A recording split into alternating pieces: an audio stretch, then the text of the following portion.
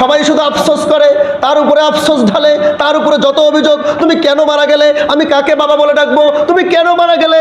আমি কার ঘরে এসে উঠবো? তুমি কেন মারা গেলে? এখন আমি স্বামী হিসেবে কাকে গ্রহণ করব? একজন মানুষ যখন মৃত্যুবরণ করে তখন সবাই কান্না করে। সবাই কি করে? কান্নাটা কি ওই মানুষটার জন্য করে? কথা বলেন, কান্নাটা যে মারা গেছে তার জন্য করে? উত্তর দেন। যে মারা গেছে তার জন্য করে তো নাকি? সবাই বলেন, তার জন্য করে তো নাকি? হ্যাঁ, আপনারা বলতেছেন হ্যাঁ করে, কিন্তু গভীরভাবে খেয়াল করবেন, যখন একটা মানুষ মারা যায় স্ত্রী কান্না করে। চারটা সন্তান রেখে তুমি দুনিয়া থেকে বিদায় নিলে, এই সন্তানগুলো নিয়ে এখন আমি কার কাছে যাব? বলেন, এভাবে কান্না করে কিনা? কত কান্না কেন? কান্না করে কি? কান্না করে। সন্তান গিয়ে কান্না করে, বাবা তুমি দুনিয়া থেকে চলে গেলে, এখন আমি কাকে বাবা বলে ডাকবো? মেয়ে এসে কান্না করে, বাবা তুমি দুনিয়া থেকে চলে গেলে, এখন আমি কার ঘরে এসে উঠবো?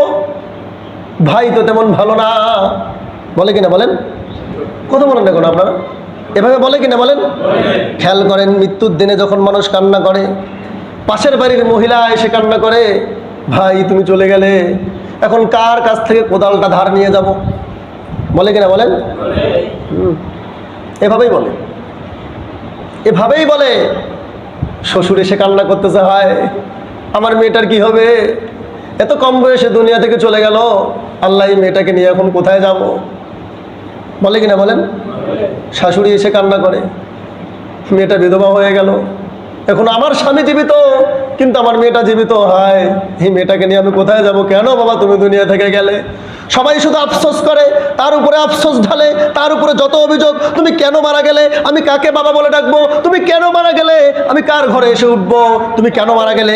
এখন আমি স্বামী হিসেবে কাকে গ্রহণ করব? তুমি কেন মারা গেলে? আমার মেয়েটাকে এখন কোথায় বিয়ে দিব? তুমি কেন মারা গেলে? এখন আমি কার কাছ থেকে একটা কোদাল ধার নেব? কথা বলেন ঠিক কিনা?